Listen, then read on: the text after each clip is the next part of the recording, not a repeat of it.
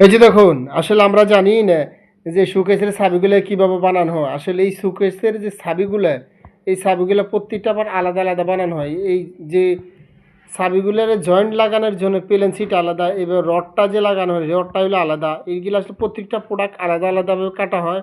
মিস্ত্রি ভাইরা খুব যত্ন সহকারে এগুলো বানাইয়া এদের আসলে কাজে শুধু খালি এই চাবি বানানো। এই কারখানায় শুধু চাবিগুলা বানায়, অন্য কোনো কিছু আসলে এরা বানায় না। এরা বানায় শুধু এই চাবিগুলো, ওরা সেল দিয়ে থাকে। এই জায়গার মধ্যে কারখানা যদিও ছোট, কিন্তু কর্মচারী আছে কয়েকজন মিলে এই কাজগুলা করে থাকে। যদি চান আপনিও এরকমভাবে একটা ছোট কারখানা দিয়ে নিজে একজন উদ্যোক্তা হয়ে যান। উদ্যোক্তা হয়ে বেশ ছোট থেকে আস্তে আস্তে বড় হয়ে একদিন বড় উদ্যোক্তা হয়ে যাবেন। কিন্তু আপনার চেষ্টা, বুদ্ধি, মেধা যদি থাকে সব কিছুই সম্ভব। যেখানে এখানে ওনারা শুধু চাবি বানাইতেছে। এই শোকেসের চাবিগুলা আমার আর আমরা প্রতিনিয়ত ব্যবহার করে থাকি। আবার এগুলো জ্বালাই করতে হয়।